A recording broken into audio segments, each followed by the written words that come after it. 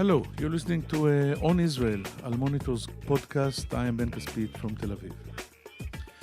We are living in tense times here in Israel. The political parties of the so-called bloc of change are holding round-the-clock negotiations in hope of putting together a new government in the coming days. If they succeed, the name of Israel's Prime Minister will no longer be Benjamin Netanyahu for the first time in 12 long years. The world will have to get used to new names. Naftali Bennett, head of the right-wing Yamina party, will serve as Prime Minister for the first 2 years of the new government's term, and then Yair Lapid, head of the centrist Yesh Atid party, who will be Prime Minister for another 2 years. But this house of cards could easily come crashing down, along with the hopes of many Israelis of removing Netanyahu from power. In an unprecedented trick of history, Bennett would become Prime Minister even though only 6%, yes, 6% of Israelis voted for him. One of his party's 7 Knesset members has already jumped ship, announcing he would not support a Bennett-Lapid government. If Netanyahu manages to tempt just one more Yamina Knesset member to rebel, the bloc of change would no longer have the Knesset majority needed for a government. That would lead to another election, election number 5, and leave Netanyahu in power for now. Netanyahu's messengers are putting tremendous, unprecedented pressure on Yamina's Knesset members. Each lawmaker is getting specifically tailored treatment, with a mixture of tempting offers and threats. Their relatives and friends are also being lobbied. For now, Bennett and his 5 Knesset loyalists are holding firm. As the marathon political negotiations continue behind closed doors, violent riots are taking place in 2 Jerusalem flashpoints, the Al-Aqsa Mosque and the Sheikh Jarrah neighborhood. Israel's old nemesis Mohammed Deif has popped up suddenly in Gaza, making harsh threats against Israel. Gaza militants have resumed their exploding balloons campaign, setting fire to Israeli fields. This keg of dynamite could go off at any time, any minute now, while Israel does not have a functioning government or security cabinet. The Prime Minister is not talking to the Defense Minister, his rival Benny Gantz, and cool winds from Washington are blowing away the warm memories of Donald Trump. The U.S. is once again a honest broker. We will be talking today with a veteran Israeli strategist and diplomat. He was head of policy planning at the Foreign Ministry, in charge of Israel's strategic dialogue with the U.S., Russia, and China, and deputy head of the National Security Council. He served as Israeli Consul General in San Francisco and was a close aide to Foreign Ministry Director Uri Savir at the time of the Oslo Accords. He left government service after being accused of leaking information, and in recent years he led various political and diplomatic initiatives, including a grassroots movement for democratic reform. Ambassador Eran Etzion joins us right after this commercial break.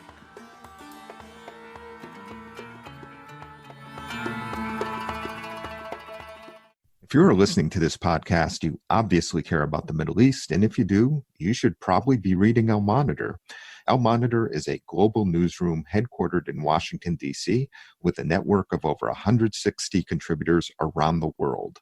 Al Monitor offers first-class reporting and analysis from a range of perspectives and an approach that represents the highest journalistic standards, as well as an award-winning commitment to press freedom and independence.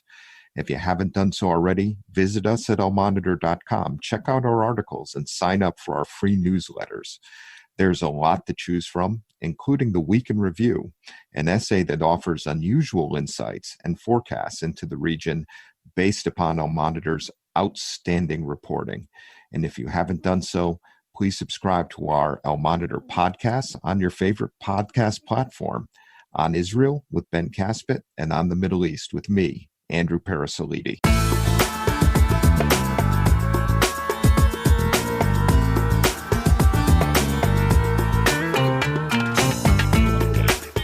Now now we are happy to say hello and shalom to our friend and colleague Eran Etzion. Shalom, Eran. How are you? Hi. Good evening. Very nice to be here. Thank you. Okay, let's start with the partial inventory of the dangerous developments of recent days. Riots in Jerusalem, threats from Gaza, tensions in our northern borders, and everything is happening. We are recording this conversation on Sunday, a day before the Jerusalem Day, which is very, very tense between Israel and the Palestinians in East Jerusalem. And are you concerned that the political chaos would spark military clashes? And are these two topics connected in some way? Well, first of all, to the end of your question, surely the political situation in Israel has a huge impact on everything that's going on. That has always been true. It's been more so in the last 2 years, and it's even more so in the last months, weeks, and days, as we are approaching what some might consider the end of Netanyahu's era. And undoubtedly, Israel is undergoing an unprecedented crisis on multiple layers: judicial, constitutional, economic, political, personal as it relates to Netanyahu, and cultural, and so on and so forth. So there's no question regarding the impact of the political situation on everything that's going on militarily, security-wise, and so on. There are obviously other reasons as well, and many commentators in Israel have been explaining in their usual style that everything is connected to everything, and because of what's going on in Iran, and because of Hamas's total control on each and every pilgrim attempting to reach Jerusalem, and because of obviously the cancellation of the Palestinian elections, and everything combined, this is the reason why we're seeing such a combustive situation all over. While I don't want to completely disregard all of that, I do believe that the main reason for the flames that we're seeing, certainly on the Palestinian, when it comes to the Palestinians in Jerusalem, in East Jerusalem, and in the West Bank, a lot of it is a direct result of Netanyahu's government's policies that are totally guided by his own narrow political considerations, which we will probably discuss in a few minutes. So the bottom line is, yes, as you describe it, we are in a dangerous situation. Absolutely, the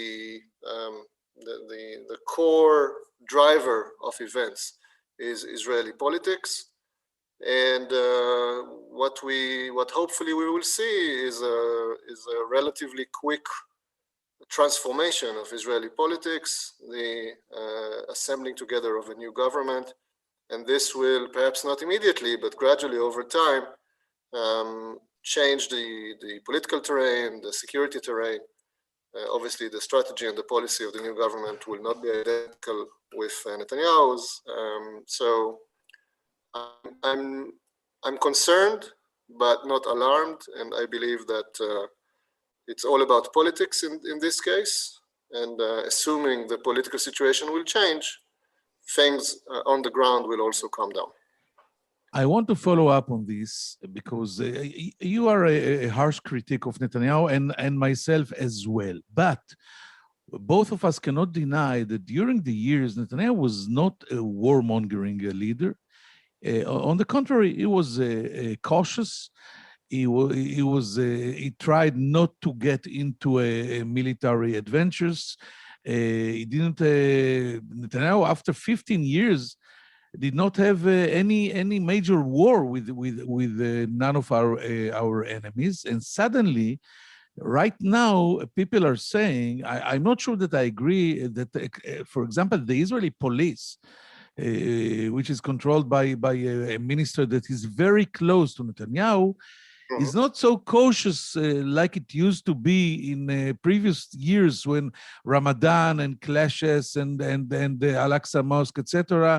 they are going into the mosque and they are stopping buses of pilgrims on route number 1. Do you agree that the Israeli police is political and it's too, too, I don't know even how to call it, but it's not trying to put off the fire?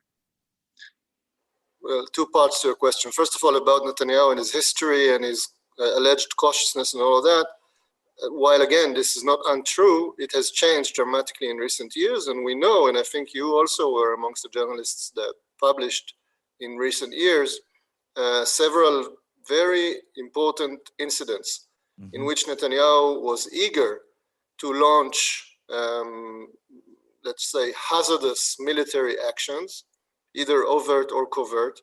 And the only reason we did not find ourselves in a war is not Netanyahu's cautiousness, but the fact that, at the last minute, we were saved by, the IDF chief of staff or previous heads of Mossad in the case of the Iranian alleged nuclear Israeli attack and so on. So I think his reputation is a little bit different than what people usually describe, and you just described. And I think he is now completely desperate. He knows that, he's headed to kind of the default for him in the upcoming years is to spend time in jail. And under such new circumstances, he's adapting, and he has released himself from all previous restraints, let's put it this way.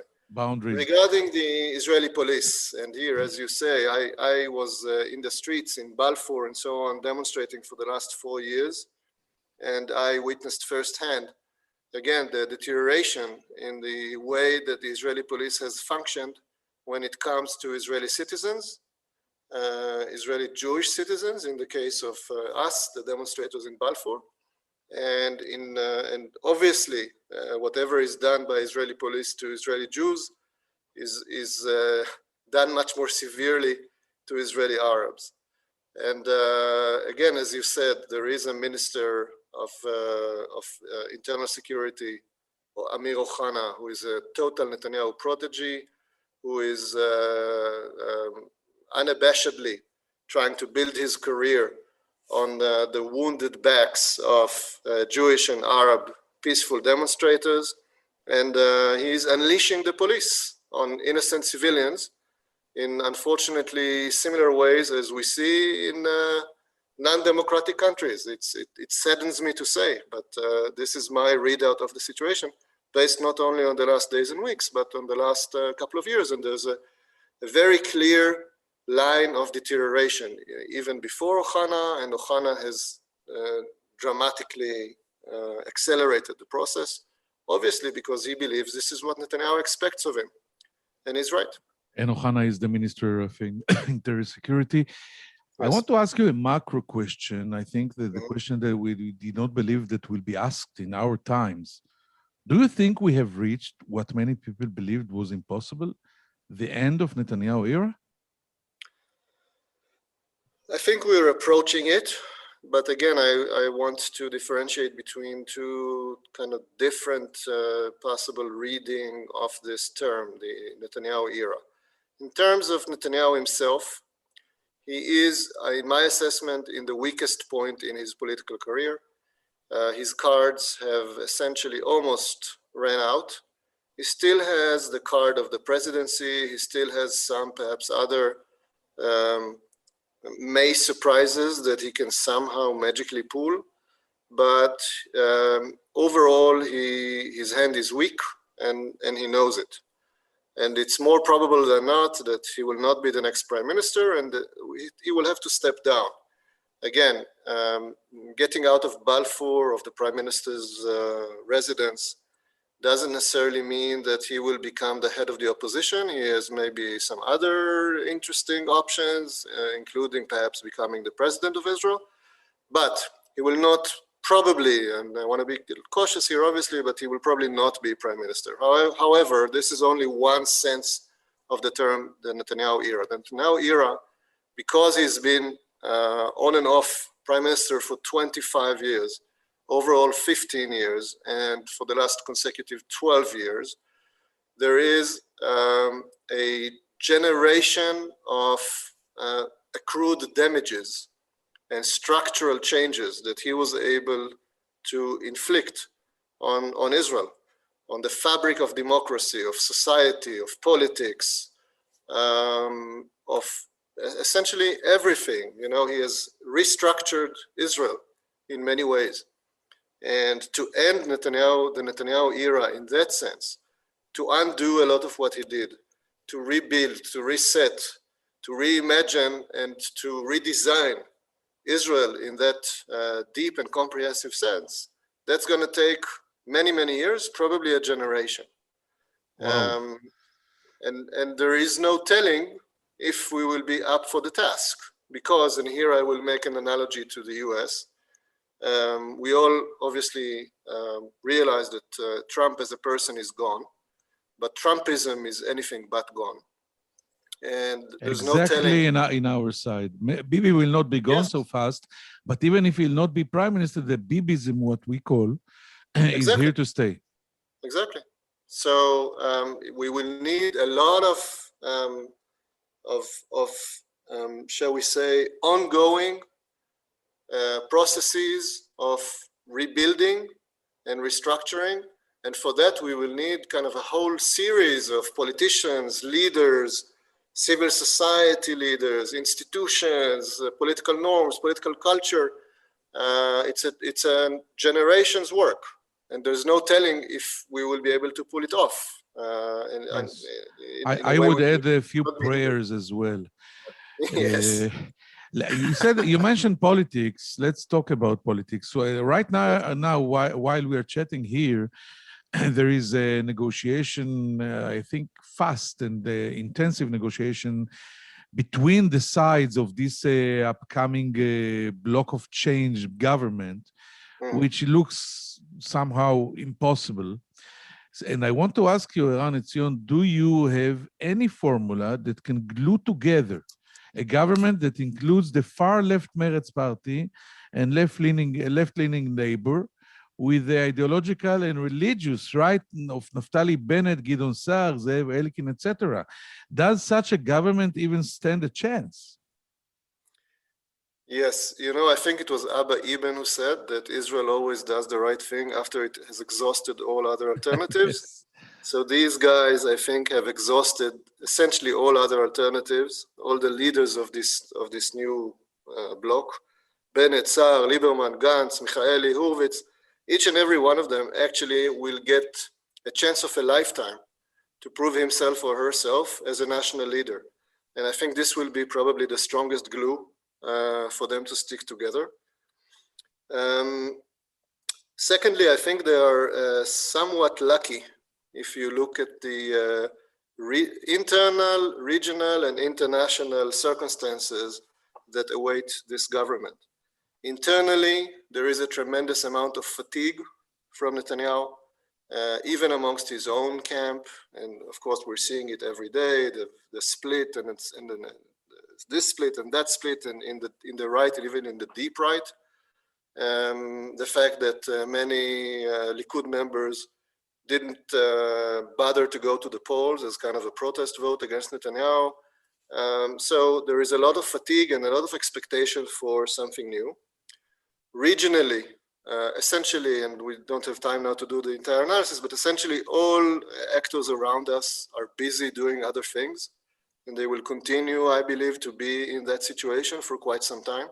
So they will get some sort of relief, this new government, from dramatic regional challenges, with the exception perhaps of the Iranian nuclear issue, which again merits a separate discussion, but I belong to the ones who believe and also support a renewed JCPOA, and I think this will also give them, the Israeli government, a lot of room to maneuver relatively quietly. And so I think, you know, as they say in America, you remember, after each American president, you have the anything but Clinton, anything but Obama, anything but Trump. So we will have an era of ABB, anything but Bibi. And this will be the strongest glue for this new coalition. If I'll go on with politics, right now the news is are that Merav Michaeli, head of labor, wants two major ministries in the government. She's looking at the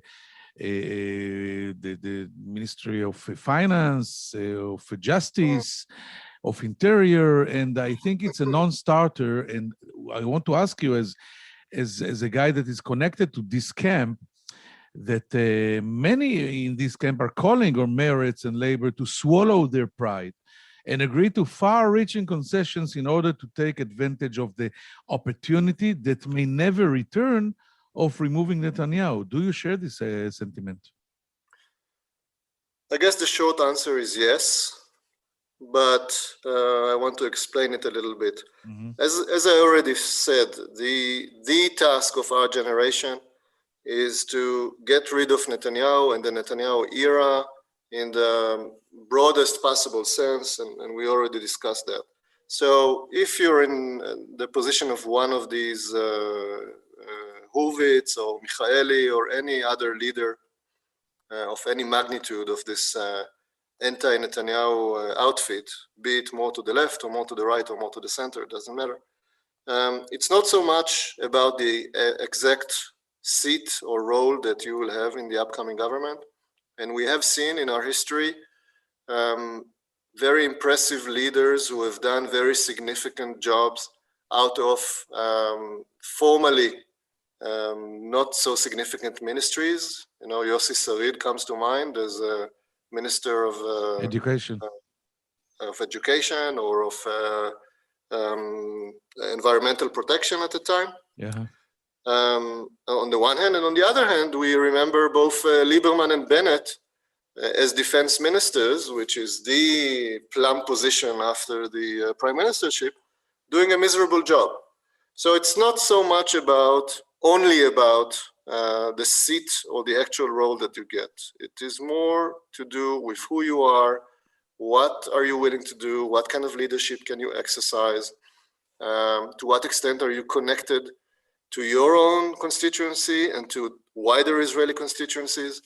Merav Michaeli is a very interesting example because she represents a relatively small portion of the Israeli population, but she did a very impressive job building and cultivating this constituency, winning against all odds, first in her own party and then nationally in the national polls. And she's probably going places and she wants to go places. And I think she can do it, I don't want to say regardless of the actual portfolio that she'll have in the government, but even if, formally the portfolio will not be one of those that are considered, top 5 or whatever, I think she can have a tremendous impact on whatever this government does. Even historical impact, I think. Yes. And the bottom line is they need to move fast because the other side is relentless. There's no telling what will happen tomorrow, the day after. They need to put this together, put this stage behind them, and get to work for the Israeli public. My next question is complicated. On May 5th, when President Rivlin gave the nod to opposition leader Lapid to try to form a government after Netanyahu failed, Netanyahu himself retweeted an assessment that Israel would become a dictatorship because it would be led by a man with very little voter support.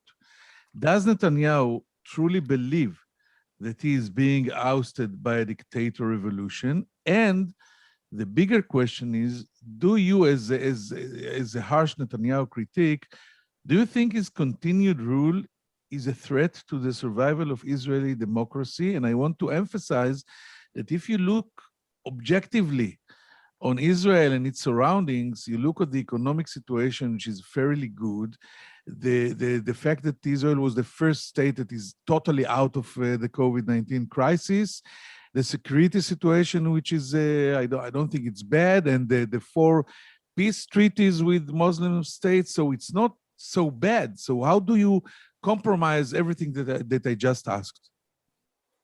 Before I answer, I have to say that untypically for you, you fell into one of Netanyahu's rhetorical traps. We are not one of the first countries to go out of COVID at all. Many other countries were much more successful than us. First of all, not entering into COVID using smarter policies. And then even those that were inflicted, some of them came out of it much faster. Just take China, for example. China has been out of COVID for as long as you can remember, much, much, much faster than Israel. So that's just parenthesis. Regarding whether or not Netanyahu believes that he will be ousted by dictatorial forces, I don't think he's delusional, okay? That's perhaps one of the differences between him and Trump. Trump, on some level, is delusional. Netanyahu is not. He is haunted, but he's not delusional. He's haunted, as you know, as his biographer, you know very well, he's haunted by his father, his late father. He's haunted by his late brother. He's haunted by his living wife. He's haunted by his own crimes. And he's haunted now by his judges and by the criminal procedures that have already begun. But there's a difference between being delusional and being haunted. He knows that Israel is a democracy. He knows that his opponents are not dictators, but simply politicians. He knows all of them very well, actually, some of them too well. He fathered, politically, he fathered many of them. You know, who is Bennett? Bennett was invented by Netanyahu. Yeah. Who is Lieberman? Lieberman was invented by Netanyahu. Who is Saar? Saar worked very closely with Netanyahu. So he has no illusions, you know, regarding these guys. He doesn't think that elections were stolen. Again, unlike Trump, he's much more sober. But he has freed himself from any inhibitions or he pulled out every stop. And he is now extremely dangerous, as we said before. He will say anything, he will do anything in order to avoid justice and to somehow cling to office. And that's extremely dangerous. And that is why, absolutely, to the second part of your question, absolutely, I believe he's a threat to Israeli democracy. He has proven it in recent years. He has eroded our democratic institutions, our democratic norms, our political culture. In that sense, he is a lot like Trump. He has completely eroded the meaning of facts and truth. His son that you mentioned is delusional and is exercising very dangerous conspiracy theories, spreading them across the web, across various platforms, using allegedly an army of bots financed by dark money.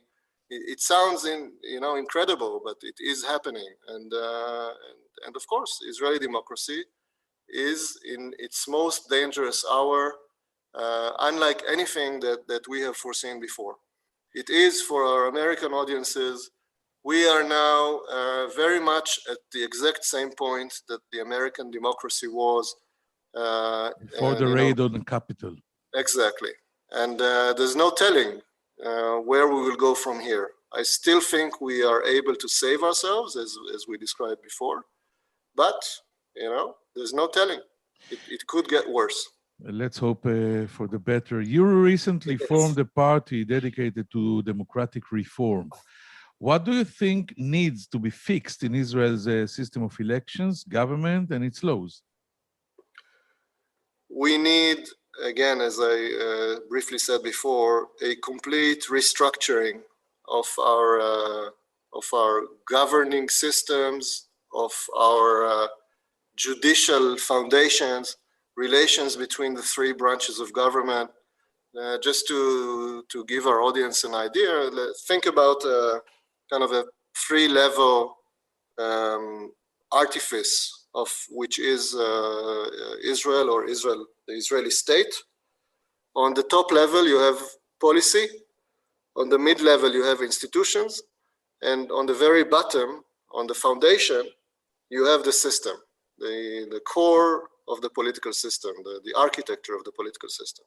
So in terms of policies, we need a number of huge reforms that were prevented so far because of the structure of the political system and political interests. And we don't have time to enumerate all of them, but Just to give you kind of a clue, we need a complete overhaul of the what we call the national service model, both the military service and the civil service that 18-year-old Israelis are obliged to do. We need a complete reform there, which was prevented by Haredi and the national religious interests so far, and it is desperately needed. We need a total reform in our financial and banking system, allowing new actors to come in and break the duopoly of Leumi and Poalim. We need a total reform of our social security system, again, a little bit like where America was in the end of the Clinton era.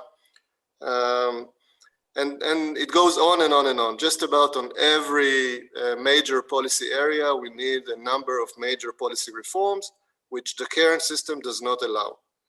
On the mid-level, in terms of the institutions, we need to completely change the balance of power between the three branches of government. We need a much stronger parliament. We need a much stronger oversight of the Knesset regarding the government. We need a complete reinvention of the state controller institution, which was completely destroyed by Netanyahu. We need to rethink the size of the Knesset. You know, the Knesset was created in 1948. There were approximately 600,000 Israeli citizens at the time, and they decided they need 120 representatives in the Knesset members. We're now 9 million Israelis, and we're still represented by only 120 members of Knesset, which is absurd. According to every criteria, international criteria, it needs to be much bigger. We probably need a second house, kind of a Senate. I can go on and on. We need many reforms there. And on the very bottom, we need a constitution. And my vision calls for the creation of a constitution, not top down, or not only top down, but also bottom up. We need a national dialogue, which will be part of the healing process coming out of the Netanyahu era, whereby all Israeli citizens in citizen assemblies, as was done and is done in various countries in Europe, sit together in a prolonged process of national dialogue, discuss in a civic, democratic way what kind of constitution Israel needs, consulting with experts, involving parliament members, the government, and so on, and ultimately coming together with a constitution which will last hopefully for generations. And more, and the last word I would say is that I'm a very strong believer in democratic reforms, again, in a deeper sense, in terms of breaking the walls between citizens and their various democratic and government institutions. I believe citizens today need to and have a right to have a much stronger and ongoing voice on many of the decisions that shape our future. It is something that has happened or is happening in many advanced democracies in the world. Has not been introduced to Israel yet. I am afraid we're not so advanced democracy, and as a guy that I think I support most of the things you just said, I think you're not only a believer, you're also a naive believer, because you know Israel has a very big portions of conservatism and the Haredi, more than 1 million citizens, so it's very complicated. But you know, Israel was created by one of the probably most naive visionaries in history, you know, Herzl. Yes, and it looked like a dream, yes. but it happened, and maybe yes. This can happen as well. Finally, you are an expert in everything that's connected to the relationship between Israel and the United States, and I wanted to ask you, during the weekend, we heard a condemnation issued by the Biden administration of both Israel and the Palestinians over the violence in Jerusalem. Trump would probably have only condemned the Palestinians. And what do you think when Netanyahu is replaced by Naftali Bennett? How do you see the relationship with the U.S.? How would you advise a religious right-wing prime minister like Bennett and a pragmatic center-left foreign minister like Lapid to rebuild Israel's relationship with President Biden and the Democrats? Yes. First of all, they need to realize that, as the saying goes, we're not in Kansas anymore. We're not in an American-controlled global system anymore. We're in a post-American order, and they need to adjust to that. Any Israeli prime minister would have needed to adjust to that. And it's a good opportunity that Netanyahu, hopefully again, will be ousted, for Israel to again completely reset and rethink its international posture, its strategic posture, also regarding the US. That is not to say that we should disengage from the US, but we should realize that things will not go back to what they were in terms of the American role in the region, the American role in the world, and US-Israel relations in the older sense. For example, I believe if I were in a position to advise these guys, and this cuts across, left, right, Bennett, Lapid, this is strategy. One of the first things that I would advise them is that on their first trip to Washington, they should propose to the Biden administration a gradual cut of the American aid to Israel.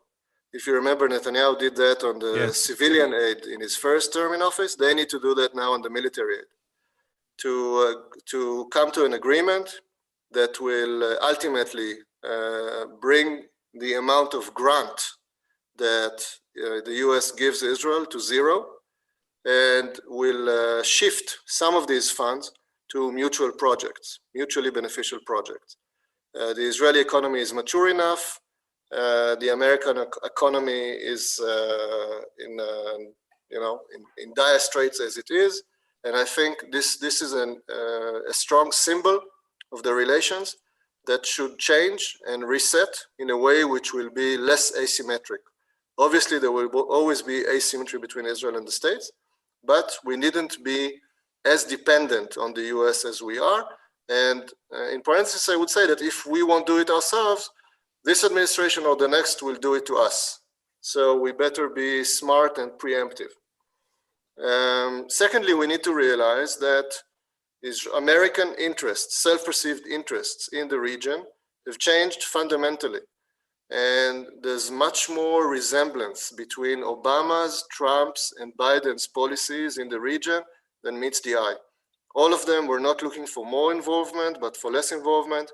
All of them realized that the old American interests in the region are gone, with oil independence and with the other changes, the weakening of some of the traditional allies, the rise of China and all of that. There is a shift in American strategy, global strategy, which cuts across, again, Democratic or Republicans, and Israel needs to adapt to that. So the first thing they need to do is to understand that they should rethink everything and not simply follow kind of the good old path of Israel-US relations, because it has exhausted itself and it's no longer fit to the circumstances. We need to wean ourselves from many of the old habits that we had, and we need to not be afraid to do it, again, because if we won't do it, it will be imposed on us. I think you just demonstrated what we call out-of-the-box thinking, and you caught me. I was not ready to this offer to get rid of the American grants to Israel. The question is if Israel can afford it, but we don't have enough. Of course we can. I can. Next time you'll explain me how. Yes. But it was very, very, very interesting. Eran Etzion, I want to thank you very much for joining us. Thank you. And we will get to another break and be back here with some final thoughts. Thank you again. Toda rabba, Eran. Toda.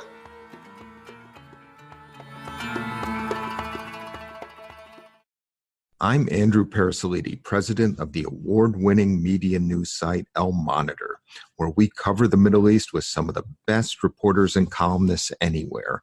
And I'm excited to announce our new podcast on the Middle East, where each week I will interview newsmakers from the U.S. and the region about the latest news and trends with additional commentary from our on-the-ground correspondents. Those of you who follow the region know that what happens in the Middle East doesn't stay in the Middle East. And to cite another great movie line, every time the U.S. tries to get out, the region pulls us back. Your time is valuable, so let me promise you this.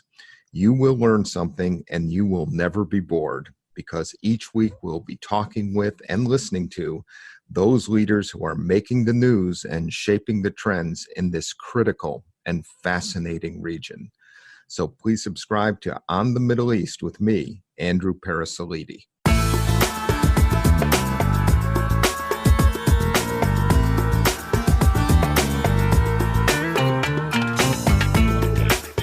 Thank you for staying with us. Ambassador Eran Etzion believes that it's possible to form this unbelievable block of change government between the far left and the far right, even the religious far right in Israel. He thinks that the political chaos in Israel indeed is very well connected to the security tensions and all the chaos we see in all the fronts between Gaza and Jerusalem and Mosque Al-Aqsa, etc. He thinks that this Israeli political unprecedented chaos has a huge impact to everything. It's a multi-layer chaos, and there is no question regarding the impact of this situation on the security tensions, Arabs, Palestinians, Israelis relationship, rockets from Gaza, Hamas involvement, etc. I think that the conversation with Eran Etzion was full of headlines and interesting points, but the most intriguing one, in my opinion, was when finally I asked him what should Naftali Bennett and Yair Lapid, the future to be common prime ministers, Bennett was supposed to be the first one, and then Lapid, one from the far right, and the other one is from the centrist Yesh Atid, do in order to rebuild the trust and relationship with the Biden administration and the Democratic Party in the United States. And Eran Etzion, that was a consul, an Israeli consul in the United States, and also a very senior diplomat in the Ministry of Foreign Affairs, said the following. He said that Israel should rethink everything, and it should not follow the good old path because it has exhausted itself. He said that the good old path is no longer fit to the circumstances, and Israel needs to adjust to the new situation. In Etzion's words, this situation is that actually we are in a post-American order, and Israel has to completely reset and rethink its international posture and strategic posture. And Israel needs to realize this new reality. And when I asked him what he means, he said that if he could recommend something to the next prime minister in Israel, is not to disengage from the United States. It's impossible. But realize it's a new world order, and consider in the first trip to the United States to propose a gradual cut in the American security military aid. I guess it is something like $3 billion a year that America supports Israel annually, and maybe reach an agreement that gradually but ultimately will bring this American support to zero. This is an unbelievable statement by a senior Israeli ex-diplomat, and Eran Etzion said that it can be a strong symbol of changing the mutual relationship between Israel and the United States, and it will be less asymmetric. It will never be symmetric because the United States is a superpower and Israel is not, but it can be a lot more healthy. I think it was interesting. I hope you enjoyed it, and I hope to see you here next Monday on Israel in Al Monitor. I'm Ben Caspit from Tel Aviv. Thank you. Bye-bye.